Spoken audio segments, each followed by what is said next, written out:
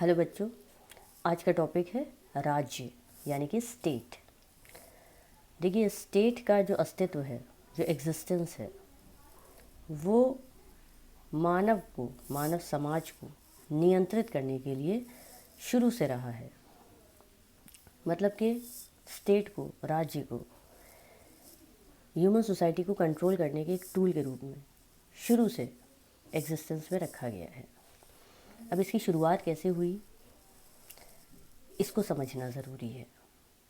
शुरू में जैसे कि आप सबको पता है कि मानव जब खानाबदोश जीवन व्यतीत करता था तो झुंड में शिकार के लिए और खाद्य पदार्थों के लिए इधर से उधर फिरता रहता था। धीरे धीरे जब वो एक स्थान पर रुकने लगा, जब वो कृषि सीख गया तो उस स्थान पर रुकने लगा, तो वहाँ पर जब समूह एकत्रित होकर रहने लगे तो उन छोटे छोटे क्षेत्रों को गांव कहा जाने लगा। और धीरे धीरे यही गांव के कुछ समूह एक राज्य का रूप ले लेते हैं और इन समूहों में जो सबसे शक्तिशाली व्यक्ति होता है वो उस राज्य का सरदार या राजा कहलाया जाने लगा।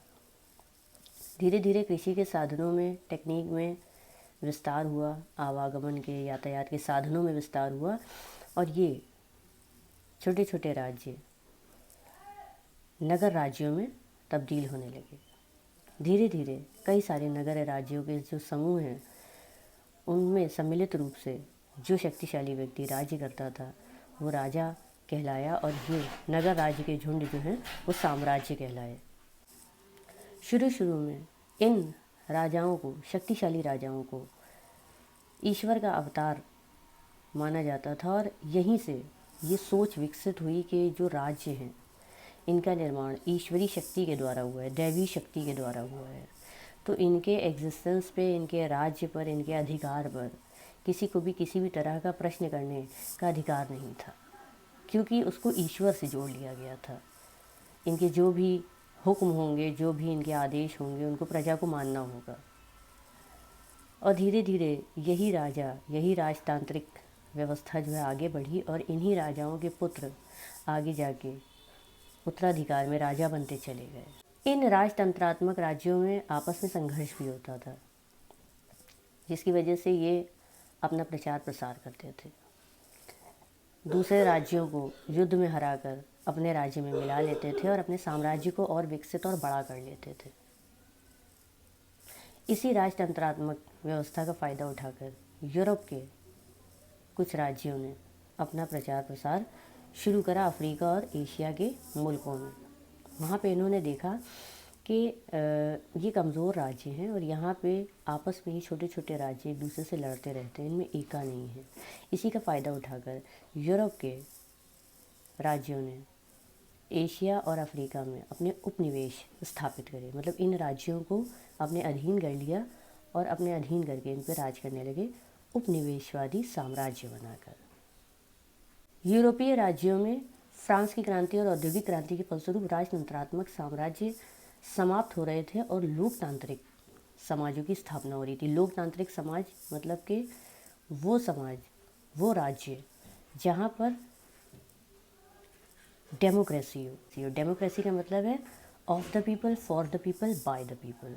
मतलब यहाँ पर किसी राजा का अधिकार नहीं है, बल्कि वो रिप्रेजेंटेटिव राज्य पर अधिकार करेगा, राज्य का विस्तार करेगा, राज्य की व्यवस्था करेगा, जिसको जनता चुनेगी।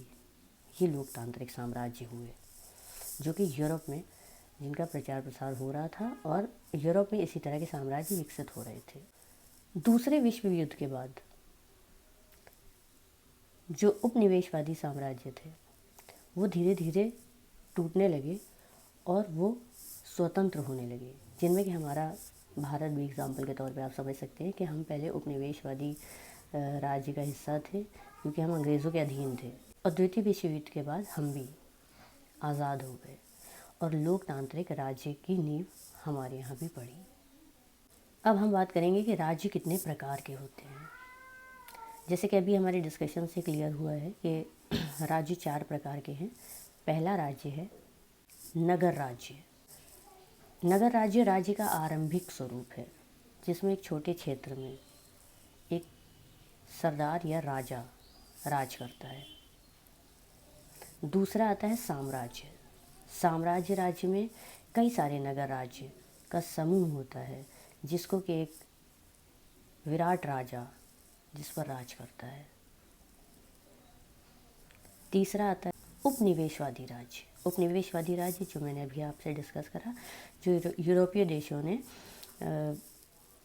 एशिया और अफ्रीका के राज्यों पर अपने उपनिवेश स्थापित करने के नाम पे उन पे राज करा, उन पे अधिकार करा, वो उपनिवेशवादी राज्य की श्रेणी में आते हैं।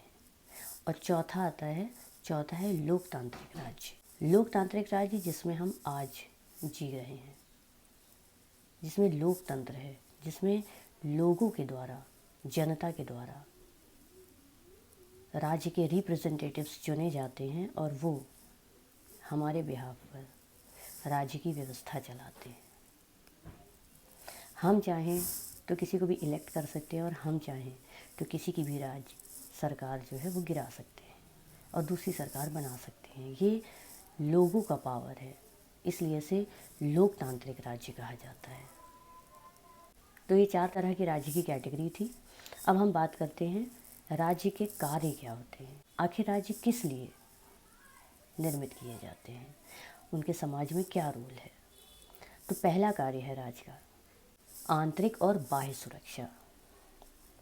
राज्य हमको आंतरिक रूप से मतलब इंटरनल डिस्प्यूट से सुरक्षित रखता है और बाह्य सुरक्षा भी प्रदान करता है कि दूसरे आसपास के राज्य या शत्रु राज्य हम पर हमला ना करें, इसकी पूरी व्यवस्था रखता है। अपने जनता को, अपने जनमानस को सुरक्षित रखने के लिए आंतरिक और बाह्य बुरी शक्तियों से सुरक्षित रखने के लिए राज्य एक मुख्य भूमिका निभाता है। दूसरा है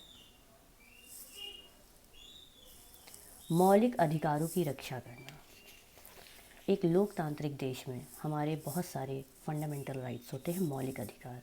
जैसे कि आपको पता होगा कि आपके मौलिक अधिकारों की श्रेणी में आता है शिक्षा का अधिकार, सुरक्षा का अधिकार, न्याय का अधिकार, स्वस्थ जलवायु का अधिकार, प्राइवेसी का अधिकार, न्यूनतम मतलब बेसिक लिविंग राइट्स का अधिकार।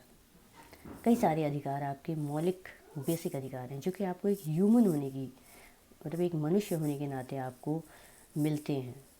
इन मौलिक अधिकारों की रक्षा करने के लिए भी राज्य एक मुख्य भूमिका निभाता है कि कोई भी हमारे इन अधिकारों को हमसे छीन ना सके, इसका ध्यान राज्य रखता है।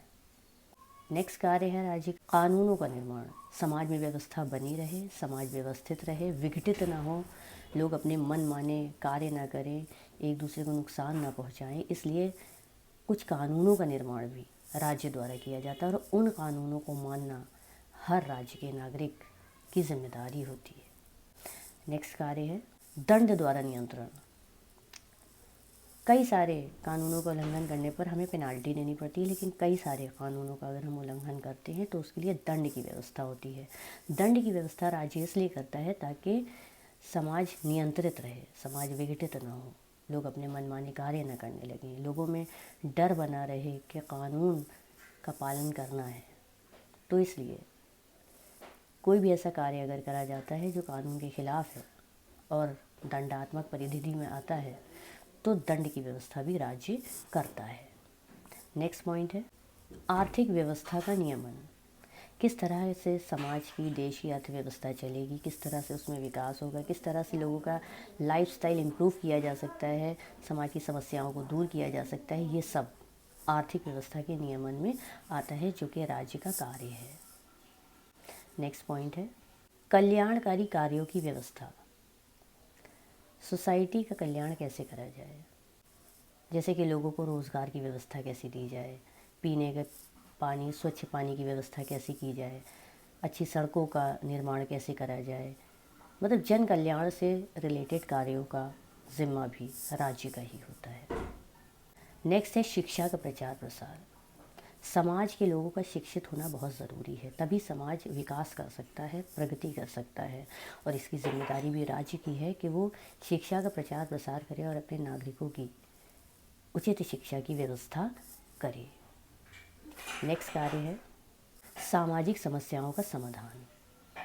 राज्य का मुख्य कार्य है कि समाज की समस्याओं का समाधान करे। अगर समाज में कुछ कुरीतियाँ व्याप्त हैं, जैसे कि बाल विवाह, जैसे कि महिलाओं के साथ अभद्रता या और भी कई सारी समस्याएं, उन समस्याओं के समाधान के लिए सही मेजर्स किस तरह से अप्लाई करे जाएं, सही पॉलिसीज़ किस तरह से अप्लाई की जाए, उन पॉलिसीज़ को कैसे बनाया जाए, ये सब काम राज्य का है।